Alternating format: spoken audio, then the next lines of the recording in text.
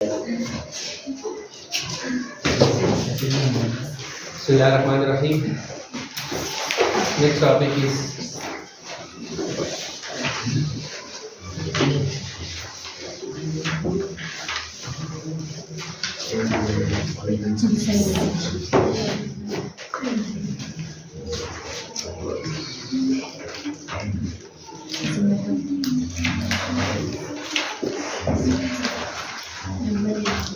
Avogadro's number and mole. यह topic discuss समझे। Avogadro's number and mole। अब इसको समझने के लिए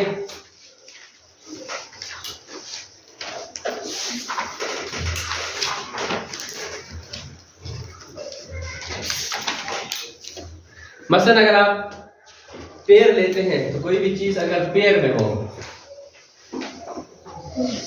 तो उसमें कितनी चीजें होती हैं? Pair of shoes. मसलन कितने होंगे? दो। पेयर ऑफ शूज का मतलब कितने जूते? दो। इसी तरह हम एक यूनिट यूज करते हैं डजन। कितने चीजें होती हैं? 12। Dozen of eggs, dozen of orange, तो उसमें कितने चीजें आपके पास होंगी? 12। इसी तरह पेपर की एक क्रीम होती है, उस क्रीम में कितने पेपर होते हैं? यदि आप पेपर आप कहें तो उसमें आपके पास टोटल कितने पेपर होंगे? 500। कितने होते हैं? 500। तो हम एक जनरल यूनिट यूज करते हैं जिसमें अगर कोई आपसे कहे कि पेयर, तो इसमें कितनी चीजें होंगी? दो। ये अंडरस्टूड है। कोई भी चीज अगर पेयर में है तो हमेशा उसमें कितनी चीजें होंगी? दो। इसी तरह डजन कहे तो दर्जन में कितनी चीजें होते हैं? 12। उसमें अंडरस्टूड है कि 12 चीजें ही होंगी। इसी तरह रिमा पेपर में कितने पेपर होते हैं? 500। तो इसी तरह केमिस्ट्री में केमिस्ट एक यूनिट यूज करते हैं, उस यूनिट को नाम देते हैं मोल। उस यूनिट को क्या कहते हैं? मोल। अब मोल में भी कोई एक अंडरस्टूड नंबर होगा। क्या होगा? एक अंडरस्टूड नंबर होगा। वो नंबर जो है that is 6.022 multiplied by 10 raised to the power 23। तो ये नंबर।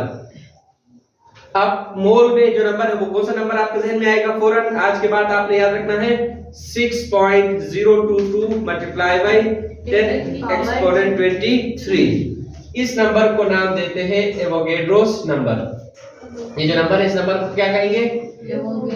एवोगैड्रोस नंबर कहेंगे। और इसको रिप्रेजेंट करते हैं एवोगैड्रोस नंबर इसी नाम से।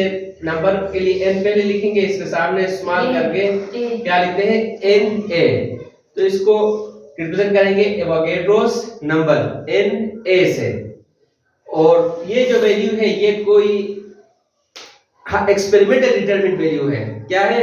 इसको एक्सपेरिमेंट करके एक्सपेरिमेंटली इसको मालूम किया गया है, एक्सपेरिमेंटली डिटरमिन्ड वैल्यू है। इस वैल्यू को क्या नाम देते हैं? एवोगैड्रोस नंबर कहते हैं। दोबारा देखें, जिस तरह पेयर में हमारे पास कितनी चीजें होती हैं? दो। डजन में कितने होंगे? 12। रिमा पेपर में कितने पेपर होंगे?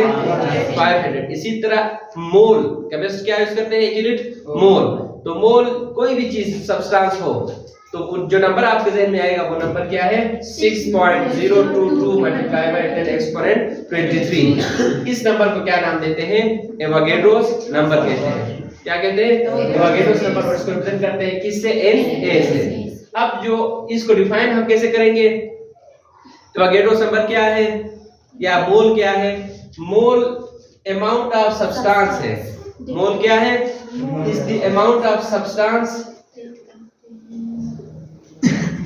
असल में क्या है? मोल अमाउंट ऑफ सब्सटेंस है जिसमें कितने पार्टिकल्स होते हैं? पार्टिकल्स की तादाद कितनी होती है? 6.022 multiplied by 10 exponent 23। तो mole is the amount of substance, यानी कोई भी अगर आपका सब्सटेंस है तो उसकी अमाउंट है, उसकी क्या है? मिकदार है। तो वो कितनी है? उसमें उस मिकदार में जो पार्टिकल्स होंगे जिससे वो चीज बनी है उनकी तादाद कितनी होनी चाहिए? 6.022 multiplied by 10 exponent 23। इस नंबर को क्या नाम देते हैं? एवोगैड्रोस नंबर कहते हैं। और वो जो अमाउंट ऑफ सब्सटेंस है उसको आप क्या नाम देंगे? 1 मोल कहेंगे। क्या कहेंगे? 1 मोल। तो mole is the amount of substance. Mole क्या है? अमाउंट ऑफ सब्सटेंस है। उस अमाउंट के अंदर जो पार्टिकल्स की तादाद होगी वो कितनी होगी? 6.022 मल्टीप्लाई बाय 10 एक्सपोनेंट 23 होगी। क्लियर है? यानी मोल क्या है? किसी सब्सटेंस की क्या है? अमाउंट है। उसमें जो सब्सटेंस में जो भी है उसके पार्टिकल्स की तादाद कितनी हो? 6.022 मल्टीप्लाई बाय 10 एक्सपोनेंट 23। तो वो जो सब अमाउंट होगी वो किसके इक्वल होगी? 1 मोल के। किसके इक्वल होगी? 1 मोल। यानी 1 मोल जब भी कहेंगे तो नंबर उसमें तादाद कितनी होगी? ये वाली एवोगैड्रोस नंबर होगी। और जब भी एवोगैड्रोस नंबर में पार्टिकल्स होंगे तो वो हमेशा किसके इक्वल होगा? 1 मोल के इक्वल होगा। किसके इक्वल होगा? 1 मोल। अब इसी तरह इस मोल को दूसरे लफ्जों में भी डिफाइन करते हैं। मसलन अगर आप देखें हाइड्रोजन या सोडियम का अगर आप मोलर मास, एटॉमिक मास अगर आप देखें तो कितना होता है? 23 AMU। इसी तरह कार्बन का कितना होता है? 12 AMU। इसी तरह वाटर का मॉलिक्यूलर मास कितना होता है? 18 AMU। दो हाइड्रोजन का 16, ऑक्सीजन का 16 + 2 18 AMU। इसी तरह ग्लूकोज अगर आप देखें C6H12O6 तो इसका मोलर मास हमने कैलकुलेट किया था 180 AMU। कितना होता है? 180 AMU। इसी तरह अगर आप फार्मूला मास ले लें सोडियम क्लोराइड का तो इसका होता है 58.5 AMU। सोडियम का 23, क्लोरीन का 35.5। इन दोनों को ऐड करें तो फार्मूला मास कितना आएगा? सोडियम क्लोराइड का 58.5 AMU। अब इसको हम किस में ले लें? ग्राम में। किस में ले लें? ग्राम। यानी अब AMU क्या है? बहुत ही स्मॉल यूनिट है। हमने उस दिन पढ़ा था AMU क्या है? बहुत ही स्मॉल, एक्सट्रीमली स्मॉल यूनिट है। अब इतना स्मॉल यूनिट को मेजर करने के लिए हमारे पास लैब में कोई apparatus मौजूद नहीं है कि हम सब्सटेंस का मास जो है वो किस में ले लें? AMU में। अब केमिस्ट्री को एज ए प्रैक्टिकल नॉलेज सामने लाने के लिए, प्रैक्टिकल उसको अप्लाई करने के लिए, मुख्तलिफ चीजें बनाने के लिए, यूज करने के लिए हम AMU में कोई चीज मेजर नहीं कर सकते। तो इसलिए साइंसदानों ने क्या कोशिश की कि उस स्मॉल यूनिट को क्या करें? किसी लार्ज यूनिट में कन्वर्ट करें। किस यूनिट करें? लार्ज यूनिट, जिस यूनिट में हम उसको मेजर कर सके, उसका वेट मालूम कर सके। तो इसलिए उन्होंने जो लार्ज यूनिट लिया वो किस में लिया? ग्राम्स में। किस में लिया? ग्राम में। यानी उस AMU को AMU की बजाय, यूनिट की बजाय AMU की जगह कौन सी यूनिट उसने इस्तेमाल की? ग्राम इस्तेमाल की। तो अगर आप 23 AMU की बजाय इसके साथ आप क्या लगाएं? 23 को एज सच रखें और उसके साथ आप AMU की बजाय क्या यूज करें? ग्राम। इसी तरह कार्बन एटम का मास कितना होता है? 12 AMU। अब 12 AMU की बजाय आप उसके साथ क्या लगाएं? 12 ग्राम लगाएं। इसी तरह वाटर का मास 18 AMU, 18 AMU की बजाय उसके साथ क्या लगाएं? 18 ग्राम्स लगाएं। इसी तरह ग्लूकोज का मास 180 AMU, इसकी जगह आप क्या लगाएं? 180 ग्राम में ले लें। इसी तरह सोडियम क्लोराइड का फार्मूला मास 58.5 AMU की बजाय आप 58.5 किस में ले लें? ग्राम में ले लें। तो इसको भी नाम देते हैं 1 मोल। इसको भी डिफाइन करते हैं किसमें? 1 मोल। ये भी किसके इक्वल होगा? 1 मोल है। इसको सिंपल मोल भी कह सकते हैं। ये किसके इक्वल होगा? मोल के। किसके इक्वल होगा? मोल के इक्वल होगा। अब मोल इस तरह भी डिफाइन करते हैं कि किसी भी एटम का, अब ये सोडियम क्या है? एटम है। सोडियम क्या है? एटम है। एटम का ये कौन सा मास कहलाता है? Atomic mass. 23 AMU सोडियम का क्या है? Atomic mass. 12 AMU कार्बन का क्या है? Atomic mass. इसी तरह ये दो आपके सामने मॉलिक्यूल लिखे हुए हैं। वाटर का 18 AMU, वाटर का कौन सा मास है? Molecular mass. वाटर का कौन सा मास होगा? Molecular mass. इसी तरह ग्लूकोज का 180 AMU कौन सा मास है? Molecular mass. इसी तरह सोडियम क्लोराइड का 58.5 AMU कौन सा मास है? Molecular mass. नहीं, सोडियम क्लोराइड का फार्मूला मास कौन सा मास होगा? Formula mass. आयनिक कंपाउंड है तो उसका कौन सा मास होता है? Formula mass. तो सोडियम और कार्बन के एटॉमिक मासेस गिवन है, वाटर और ग्लूकोज के मॉलिक्यूलर मास गिवन है, सोडियम क्लोराइड का फार्मूला मास गिवन है। अब मोल को इस तरह डिफाइन करते हैं, किसी भी एटम के एटॉमिक मास को, किसी भी मॉलिक्यूल के मॉलिक्यूलर मास को, या किसी भी आयनिक कंपाउंड के फार्मूला मास को AMU की बजाय किस में एक्सप्रेस करें? ग्राम में एक्सप्रेस करें। तो वो किसके इक्वल होगा? 1 मोल के इक्वल होगा। किसके इक्वल होगा? 1 मोल के। तो 1 मोल को एक तो आपने डिफाइन किया कि अमाउंट ऑफ सब्सटेंस जिसमें पार्टिकल्स की तादाद 6.022 मल्टीप्लाई बाय 10 एक्सपोनेंट 23 हो, तो उस अमाउंट ऑफ सब्सटेंस को क्या नाम देंगे? एवोगैड्रोस नंबर कहेंगे। दूसरे लफ्ज़ों में आपने इस तरह भी डिफाइन किया कि किसी भी एटम के एटॉमिक मास को, किसी भी मॉलिक्यूल के मॉलिक्यूलर मास को, किसी भी आयनिक कंपाउंड के फार्मूला मास को AMU यूनिट की बजाय ग्राम में ले लें तो उसको क्या नाम देते हैं? 1 मोल कहते हैं। क्या कहेंगे? 1 मोल। अब इसको देखें, 1 मोल में लाने से फर्क क्या होगा? चेंज इसमें क्या आएगी? आपने AMU में जो मास लिया है वो एक एटम का लिया है। कितने एटम का लिया है? एक एटम। यानी सोडियम के एक एटम का मास कितना होता है? 23 AMU। बहुत ही स्मॉल ये क्या है? मास है। आपने उसको क्या किया? AMU से किस में ले गया? ग्राम में। अब 23 ग्राम काफी मास है। अगर आप उसका मास निकालेंगे तो आपके पास काफी अमाउंट आएगी सोडियम की। तो अब ये जो 23 ग्राम बड़े यूनिट में कन्वर्ट करने से क्या उसमें एक ही एटम रहेगा सोडियम का? एक एटम होगा? यानी एक एटम नहीं होगा। एक एटम बहुत ही स्मॉल, एक्सट्रीमली स्मॉल पार्टिकल, उसको हम देख नहीं सकते। हमें इलेक्ट्रॉन माइक्रोस्कोप में भी बड़ी मुश्किल से ऐसा नजर नहीं आता कि ये एटम है के। तो अब आप उसको आप क्या करें? एक बड़े यूनिट में ले लें तो आपके पास काफी अमाउंट किसकी आएगी? सोडियम की। सोडियम मेटल काफी अमाउंट में आपके पास होगा। तो क्या उस बड़े सोडियम में एक एटम होगा? नहीं होगा। उसमें बहुत ज्यादा क्या होंगे? एटम्स होंगे। तो उस लार्ज यूनिट में कन्वर्ट करके उसको क्या नाम दिया? 1 मोल। अब उस 1 मोल में जो अमाउंट्स, जो तादाद है पार्टिकल्स की, वो अब 1 एटम नहीं रहेगा बल्कि वो तादाद क्या होगी? बढ़ेगी। कितनी होगी? 6.022 मल्टीप्लाई बाय 10 एक्सपोनेंट 23। क्या होंगे अब इसमें? पार्टिकल्स कौन से होंगे? Atoms of sodium. यानी इतने एटम्स होंगे किसके? सोडियम मेटल के। इसी तरह आपने 1 एटम का मास तो आपने कितना लिया था? 12 AMU। आपने इसको किस में कन्वर्ट किया? ग्राम्स में। अब ग्राम में कन्वर्ट करने से ग्राम में तो आपके पास अमाउंट क्या हो गई? ज्यादा हो गई। अब इसमें एक एटम नहीं होगा कार्बन का, बल्कि इसमें भी आपके पास 6.022 मल्टीप्लाई बाय 10 एक्सपोनेंट 23 क्या होंगे? एटम्स होंगे किसके? Of carbon. कार्बन के होंगे। इसी तरह ये जो 18 AMU किसका मास था? एक वाटर मॉलिक्यूल का। आपने उसको किस में कन्वर्ट किया? 18 ग्राम्स में। अब इस ग्राम में किसके इक्वल हुआ? 1 मोल के। तो इस 1 मोल में अब एक मॉलिक्यूल नहीं होगा बल्कि कितने मॉलिक्यूल्स होंगे? 6.022 मल्टीप्लाई बाय 10 एक्सपोनेंट 23। अब पार्टिकल्स की जगह क्या लिखेंगे? मॉलिक्यूल्स लिखेंगे किसके? वाटर के। किसके मॉलिक्यूल्स होंगे? वाटर के। इसी तरह ग्लूकोज 1 मोल में कन्वर्ट किया तो अब इसमें आपके पास एक ग्लूकोज का मॉलिक्यूल नहीं होगा बल्कि वो तादाद कितनी होगी? 6.022 multiply by 10 raised to the power 23 molecules of glucose होंगे C6H12O6। इसी तरह ये जो मास था एक सोडियम क्लोराइड के फार्मूला यूनिट का था, आपने इसको किस में कन्वर्ट किया? ग्राम्स में। तो ये किसके इक्वल हुआ? 1 मोल। तो 1 मोल जब भी कोई चीज होगी तो उसमें पार्टिकल की तादाद क्या होगी? 6.022 multiply by 10 exponent 23 formula units होंगे। इसमें पार्टिकल सब क्या होंगे? Formula unit of sodium chloride. किसके फार्मूला यूनिट होंगे? सोडियम क्लोराइड के। तो इसको आप देखें, एक तो हमने क्या कहा? अमाउंट ऑफ सब्सटेंस जिसमें पार्टिकल्स की तादाद 6.022 मल्टीप्लाई बाय 10 एक्सपोनेंट 23 हो, तो वो किसके इक्वल होता है? 1 मोल के। तो यहाँ देखिए 1 मोल कोई भी सब्सटेंस हो तो उसमें पार्टिकल की तादाद सब क्या होगी? एवोगैड्रोस नंबर के इक्वल होगी।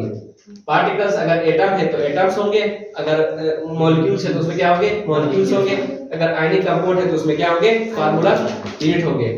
अब मोल सबका सेम है, पार्टिकल सबके सेम है, लेकिन मास क्या है? सबके डिफरेंट है।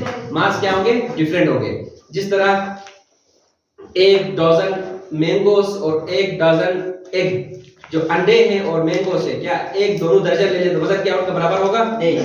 नहीं होगा। या एक पेयर छोटे बच्चे के जूते ले लें या क्या ले लें, कोई बड़े या जूते ले लें, तो क्या दोनों का मास क्या होगा? सेम होगा? नहीं होगा। इसी तरह इसमें भी अगर आप ले लें तो मोल्स तो सेम है, पार्टिकल तो सेम है, लेकिन वो सब्सटेंस डिफरेंट होने की वजह से उनका मास हमेशा क्या होगा? डिफरेंट होगा। मासेस क्या होंगे?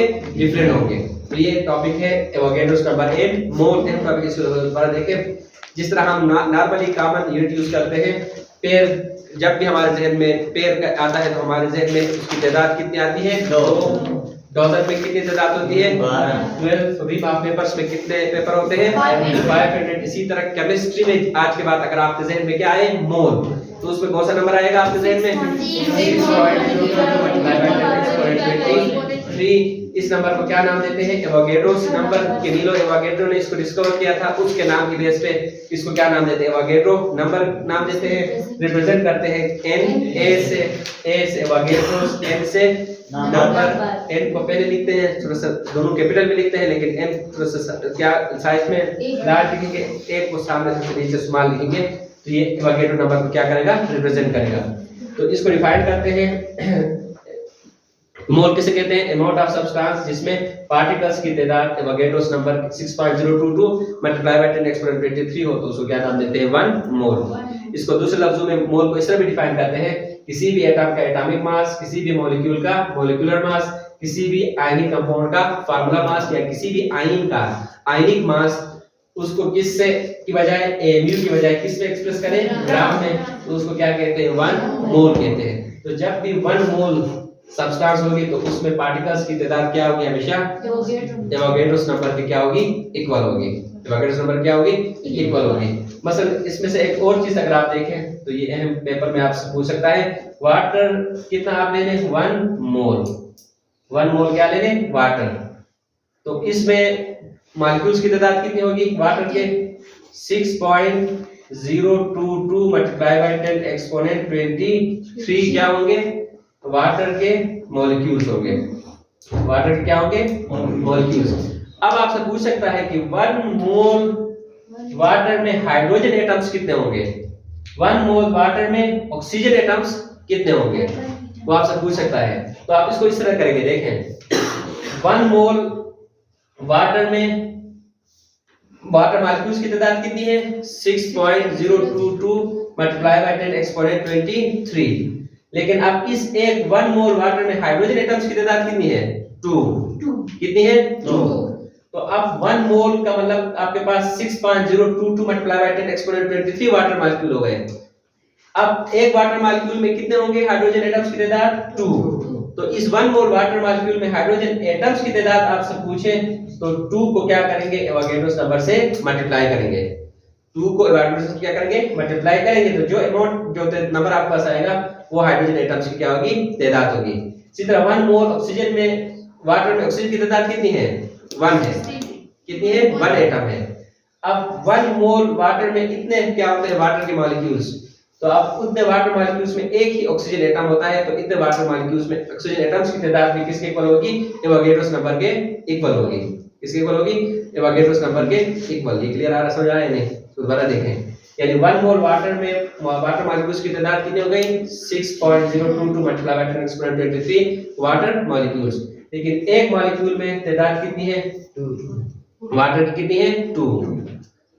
तो 1 मोल वाटर मॉलिक्यूल्स में हाइड्रोजन एटम्स की तादाद के लिए आप 2 को एवोगैड्रोस नंबर से क्या करेंगे? मल्टीप्लाई करेंगे। अगर इसमें 3 हाइड्रोजन होते तो 3 से मल्टीप्लाई करते हैं। इस तरह ग्लूकोज का अगर आपसे पूछे कि 1 मोल ग्लूकोज में कार्बन एटम की तादाद कितनी है, तो 6 को क्या करेंगे? एवोगैड्रोस नंबर से मल्टीप्लाई करेंगे। इसमें हाइड्रोजन 1 मोल ग्लूकोज में हाइड्रोजन एटम्स की तादाद आपसे पूछे तो इसमें कितने? एक मोल में कितने हाइड्रोजन है? 12। तो हाइड्रोजन एटम्स की तादाद पूछे तो आपने एवोगैड्रोस नंबर को किससे मल्टीप्लाई करना है? 12 से। इसी तरह ऑक्सीजन पूछे तो किससे मल्टीप्लाई करेंगे? 6 से। इसी तरह सोडियम क्लोराइड में 1 मोल सोडियम क्लोराइड में कितने सोडियम के एटम्स होंगे? 1 को एवोगैड्रोस नंबर से मल्टीप्लाई करेंगे तो एवोगैड्रोस नंबर में क्या होंगे? सोडियम की तादाद होगी। इसी तरह क्लोरीन की तादाद में कितनी होगी? एवोगैड्रोस नंबर, यानी एक मॉलिक्यूल में एक क्या है? क्लोरीन है, तो एवोगैड्रोस नंबर ऑफ मॉलिक्यूल में एवोगैड्रोस नंबर ऑफ क्लोरीन क्या होंगे? एटम्स होंगे। तो 1 मोल सोडियम क्लोराइड में 1 मोल सोडियम क्लोराइड के मॉलिक्यूल्स और 1 मोल उसमें सोडियम और 1 मोल क्या होंगे? क्लोराइड आयंस होंगे। तो ये था Avogadro's number in mole. Next जो टॉपिक आपका है that is gram atomic mass, gram formula mass, gram atomic mass. इसको आप देखें, इसको आप इधर से कर सकते हैं, यानी किसी भी एटम के एटॉमिक मास को अगर आप ग्राम में ले लें तो उसको क्या नाम देते हैं? Gram atomic mass. सामने देखें, जो ग्राम में लिया है इसको अलग दूसरा नाम भी देते हैं, ग्राम एटॉमिक मास। किसे कहते हैं? किसी एटम के, सोडियम अब क्या है? एटम है। सोडियम एटम के एटॉमिक मास को आप किस में ले लें, ग्राम में। तो इस ग्राम में जो एटॉमिक मास होगा उसको क्या नाम देंगे, ग्राम एटॉमिक मास। इसी तरह कार्बन का एटॉमिक मास 12 AU था एटॉमिक मास, लेकिन आपने इसको किस में कन्वर्ट किया, ग्राम में, तो उसको क्या नाम देंगे, ग्राम एटॉमिक मास। इसी तरह ग्लूकोज का मॉलिक्यूलर मास था 180, आपने इसको किस में कन्वर्ट किया, AU से ग्राम में, तो 180 ग्राम ग्लूकोज का क्या होगा, ग्राम मॉलिक्यूलर मास, क्या होगा, ग्राम मॉलिक्यूलर मास। इसी तरह 58.5 सोडियम क्लोराइड का कौन सा मास था, फार्मूला मास, इसको आपने किस में कन्वर्ट किया, ग्राम में, तो ये 58.5 क्या होगा, ग्राम एटॉमिक मास होगा किसका, सोडियम क्लोराइड, ठीक है, फार्मूला मास होगा। अब नेक्स्ट देखें मोलर मास,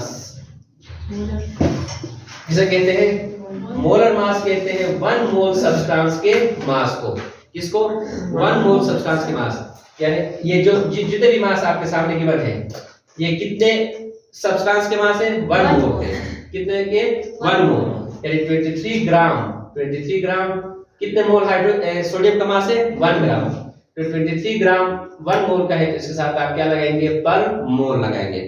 तो 1 ग्राम मास 1 मोल सब्सटेंस का जो मास है उसको क्या नाम देते हैं, मोलर मास, उसको क्या कहेंगे, मोलर मास। इसी तरह 12 ग्राम 1 मोल कार्बन का मास है, तो इसको आप क्या नाम देंगे, मोलर मास ऑफ कार्बन। तो इसके साथ मोलर मास का यूनिट क्या होता है, ग्राम पर मोल, यानी ये क्योंकि 1 मोल का मास होता है ग्राम में, तो इसलिए इसको आप 20 ग्राम पर मोल लिखेंगे। इसी तरह 180 ग्राम कितने मोल ग्लूकोज का मास है, 1 मोल, तो 180 ग्राम पर मोल ग्लूकोज का क्या होगा, मोलर मास। इसी तरह 58.5 ग्राम जो है वो कितने मोल का मास है, सोडियम क्लोराइड, 1 मोल, तो इसलिए ये क्या कहलाएगा, सोडियम क्लोराइड का मोलर मास 58.5 ग्राम पर मोल, इसके साथ क्या रखेंगे, लगाएंगे। तो ये मेरे टॉपिक के वोगेड्रोस नंबर है, मोल यहाँ आगे क्या हुआ, कंप्लीट हुआ। कोई क्वेश्चन हो तो आप पूछें, अगर कोई देख रहे हैं तो वो कमेंट में अपना क्वेश्चन पूछ सकते हैं। Thank you.